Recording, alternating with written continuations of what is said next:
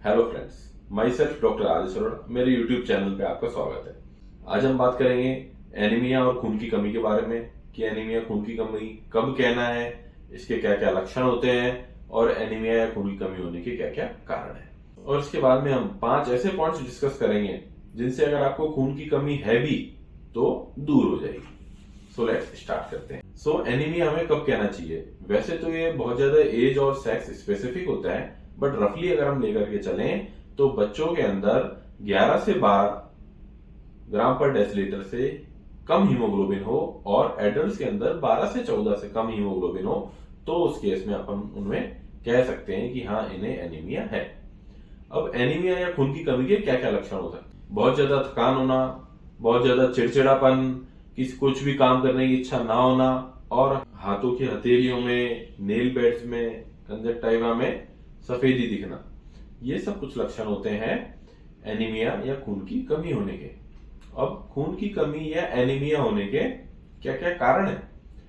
Usually हम कहते हैं कि जो खून की कमी और एनीमिया है वो न्यूट्रिशनल डेफिशिएंसीज की वजह से ही होती है, जिनमें भी आयरन डेफिशिएंसी मोस्ट कॉमनली पाई जाती है। बट आयरन डेफिशिएंसी ही एक इकलौता कॉज नहीं है एनीमिया होने का।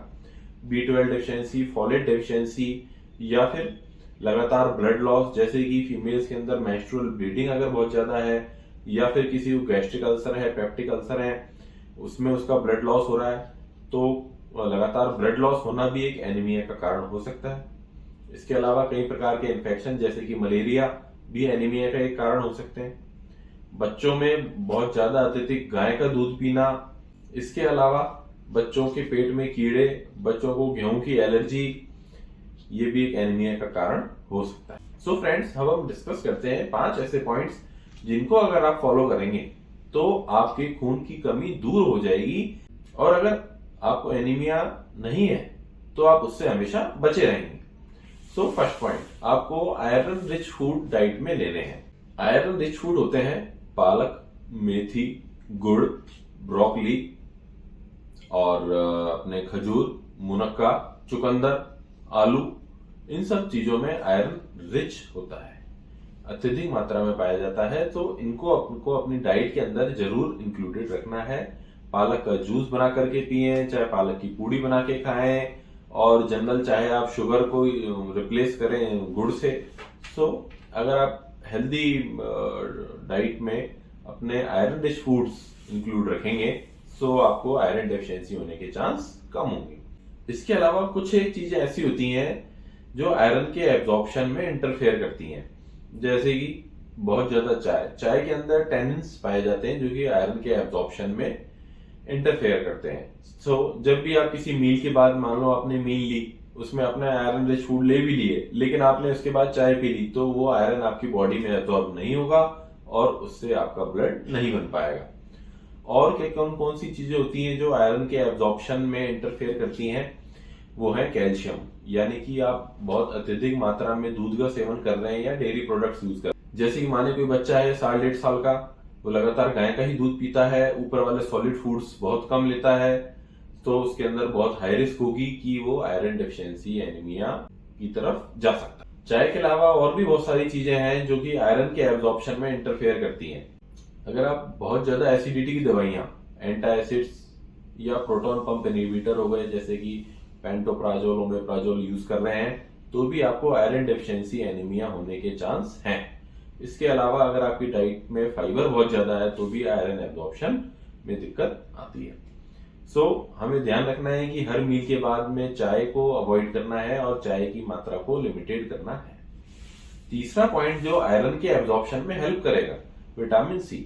सो हमें क्या करना है, अपनी डाइट के अंदर सिट्रिक फ्रूट्स जितने भी हैं उनको इंक्लूड करना है, जैसे कि नींबू, संतरा, मौसमी, आंवला, टमाटर, इन सबको हमारी डाइट्स के अंदर इंक्लूड रखना है। टमाटर का सूप लेते रहना है, नींबू पानी पीते रहना है, मौसमी का जूस पीना। सो अगर हम अपनी डाइट में विटामिन सी अच्छे से लेते रहेंगे तो आयरन बॉडी में प्रॉपर एब्जॉर्ब होगा और हमें आयरन डेफिशिएंसी एनीमिया नहीं होगा।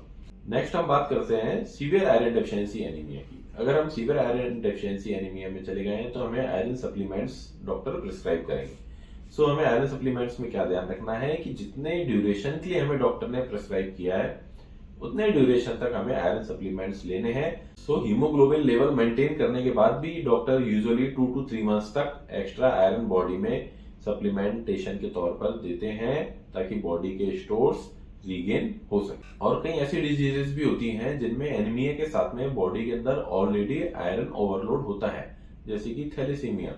सो उसके अंदर हमें आयरन सप्लीमेंटेशन नहीं लेना है। नेक्स्ट हम डिस्कस करेंगे जो रीजन है एनीमिया का, हमें वो भी दूर करना है।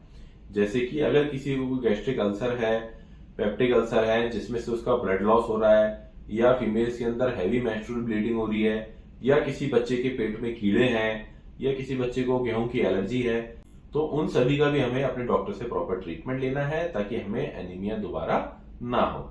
और इंडिया में सभी बच्चों को कीड़े मारने की दवाई एल्बेंडाजोल नाम से जो मिलती है, हमें हर 6 महीने से देनी होती है ताकि बच्चों के पेट में कीड़े ना हो और उन्हें फर्दर आगे चल के आयरन डेफिशिएंसी एनीमिया ना हो। तो नेक्स्ट हम डिस्कस करेंगे कि अगर आप आयरन रिच फूड्स ऑलरेडी ले रहे हैं और आपको फिर भी एनीमिया है, या फिर आयरन लेने के बाद भी आपको ऐसा लग रहा है कि एनीमिया ठीक नहीं हो रहा है, तो और क्या क्या कॉज हो सकते हैं आयरन डेफिशिएंसी के अलावा।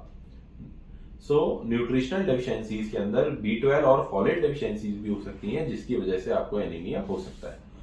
और क्या क्या लक्षण B12 डेफिशिएंसी में मिलेंगे, उसके अंदर हमें उल्टी हो सकती है, दस्त हो सकती है, हाथ पैरों के अंदर टिंगलिंग हो सकती है, नमनेस वाली फीलिंग हो सकती है। और अगर कोई बच्चा छोटा है जिसके अंदर B12 डेफिशिएंसी है तो उसके अंदर हमें डेवलपमेंटल डिले और यहाँ तक कि सीजर भी देखने मिल सकते हैं। और खासकर स्पेसिफिकली जो प्योर वेज डाइट फॉलो करते हैं उनके अंदर B12 डेफिशिएंसी पाई जा सकती है, क्योंकि B12 मेनली एनिमल सोर्स से ही मिलता है।